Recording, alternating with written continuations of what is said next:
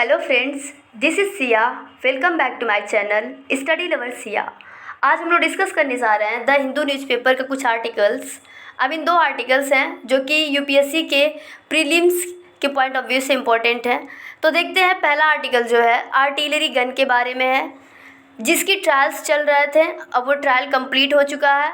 अब इसे Indian army में शामिल कर लिया गया है। और ये क्या था, इंडियन आर्मी की एक ज़रूरत थी जिसे अब शामिल कर लिया गया। तो सबसे पहले हमें समझने की ज़रूरत आर्टिलरी गन होता क्या है, इसके बारे में सबसे पहले देख लेते हैं। इसका जो मॉडर्न मिलिट्री साइंस में बात करें तो ये जो है बड़ी बड़ी गन होती हैं, यानी बड़े बड़े गन होते हैं, जिसमें क्या क्या आते हैं, कैनन्स आते हैं, होवित्जर्स आता है और क्या आता है, मोर्टार्स आता है। और किसके द्वारा ऑपरेट किया जाता है, किसके द्वारा चलाया जाता है, क्रूज के द्वारा। क्रूज यानी क्रू जो होते हैं सैनिकों के समूह को कहते हैं क्रू। और इसके बाद इसकी जो कैलिबर होती है वो 15 mm से बड़ी होती है। उससे बड़ी होती है कितने, 15 mm से बड़ी होती है।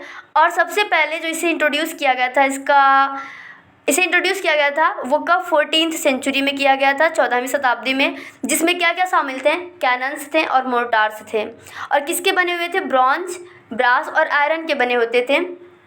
और इसमें क्या हुआ करते थे, 2 पहिए हुआ करती थी। अब जो है इसकी थोड़ी इमेज हम लोग देख लेते हैं कैसे हुआ तो ये रहा कैनन का एक इमेज, जिसमें क्या है 2 पहिए हैं जो कि अब के आर्टिलरी गन से थोड़े अलग हैं। और यहाँ हम और देख सकते हैं इसके और डिज़ाइन, और यहाँ पे इसके पार्ट्स के नेम दिए हुए हैं। इसे अब इसका स्क्रीनशॉट लेकर के इसके सारे पार्ट्स के नेम पढ़ सकते हैं और समझ सकते हैं। इसके बाद हम लोग देखते हैं कि अब ATAGS जिसके बारे में ये आर्टिकल है, तो ये आर्टिकल है ATAGS के बारे में। ATAGS का पूरा नाम होता है advanced towed artillery gun system. और सबसे अच्छी बात तो ये कि इंडिजिनस हो चुका है अब ये, यानी स्वदेशी हो चुका है, अपने देश में से बनाया गया है। अब जो है ये किसके द्वारा डेवलप्ड किया गया है, DRDO के द्वारा। DRDO के द्वारा डेवलप्ड किया गया था, जिसका पूरा नाम क्या होता है, defence research and development organisation होता है। वो भी कुछ प्राइवेट इंडस्ट्री से मिल करके, कुछ प्राइवेट इंडस्ट्री के द्वारा, यानी साथ में मिल करके DRDO के द्वारा से डेवलप्ड किया गया है। और इसकी जो ट्रायल चली है, 1 सप्ताह तक इसकी ट्रायल चल रही थी। और कहाँ पे, पोखरण में। और 26 अप्रैल से लेकर के 2 मई तक इसकी ट्रायल चली है। और इसके बाद जो है ये ATAGS जो है मोस्ट एक्यूरेट गन है। और ये एक 155 mm और 52 कैलिबर की हैवी आर्टिलरी गन है, जो कि ज्वाइंटली डेवलप्ड किया गया है armament research and development establishment के द्वारा।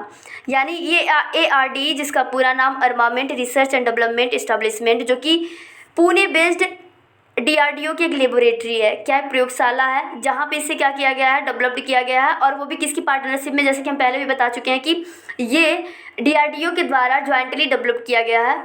तो वो पार्टनरशिप में किसके द्वारा, एक भारत फोर्ज और टाटा ग्रुप और भारत फोर्ज की पार्टनरशिप में इसे ARDE के द्वारा, जो कि DRDO का क्या है, पुणे बेस्ड लेबोरेटरी है, डेवलप्ड किया गया है। ओके, तो ये इंपॉर्टेंट चीज़ है, याद रखना कि ये एक हैवी आर्टिलरी गन है, किसके साथ, 155 mm एंड 52 कैलिबर के साथ, जो कि DRDO के द्वारा डेवलप्ड किया गया है।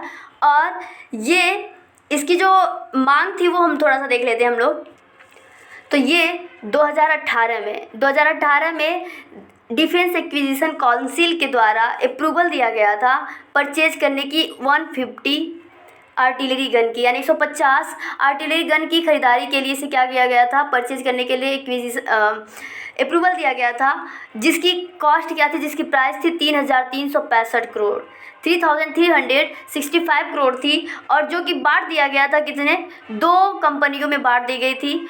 और आर्मी को कितने की ज़रूरत थी, कितने आर्टिलरी गन की, 1580 1580 आर्टिलरी गन की ज़रूरत थी इस प्रकार के। यानी ATAGS की कैटेगरी की जो गन थी, इसकी ज़रूरत थी 1580 गन की। ओके, तो जो है,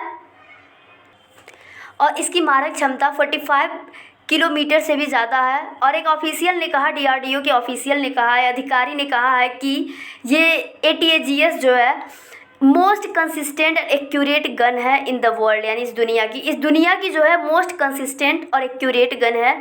कौन, ATAGS है। ओके, तो अब जो है थोड़ा सा इसका हम इमेज देख लेते हैं, अब किस टाइप का ये ATAGS है। तो ये रहा ATAGS, जिसमें क्या है, कई सारे पहिए लगे हुए हैं। इसे थोड़ा सा दूर वाला इमेज देखते हैं, उसमें थोड़ा और क्लियर रहेगा। तो ये रहा, इस टाइप से है ATAGS का इमेज। तो अब जो है हम लोग थोड़ा नेक्स्ट आर्टिकल की ओर बढ़ते हैं।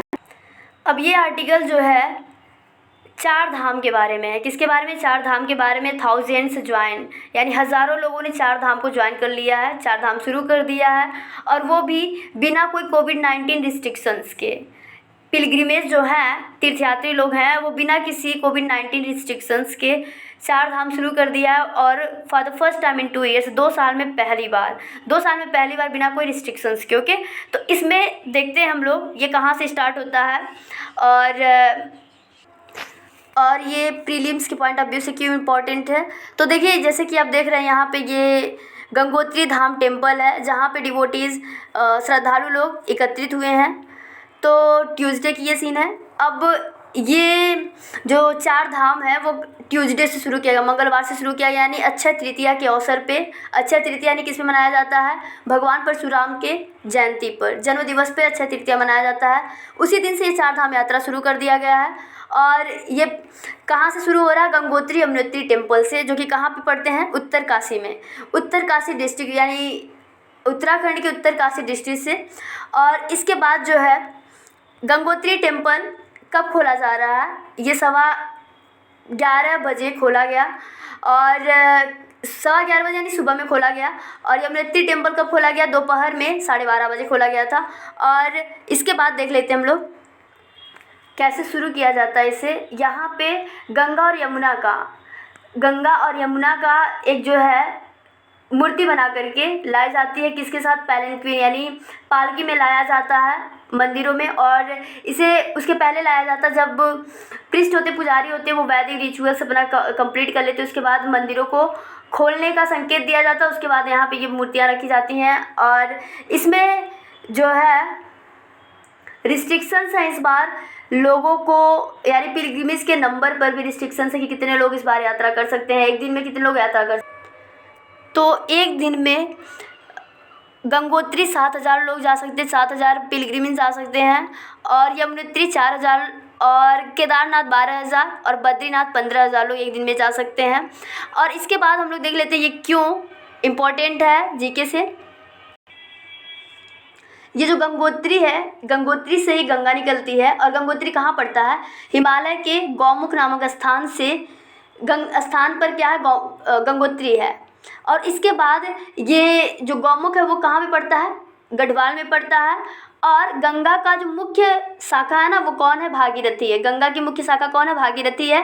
और जो गंगा का उद्गम स्थल है, यानी जो ऊंचाई है ना, उद्गम स्थल की ऊंचाई है एकदम नीचे लेवल से लेकर के वो 3,140 मीटर है। 3,140 मीटर। ये सारी इंपॉर्टेंट चीज़ हैं इसमें जो कि हमें याद रखना चाहिए। तो आज के लिए आई होप आपको समझ में आएगा। और इससे रिलेटेड आपके पास कोई सजेशन हो, प्लीज़ मुझे सजेस्ट करिए, अपना फीडबैक कमेंट बॉक्स में ज़रूर दीजिए। Thanks for watching my video. Thank you.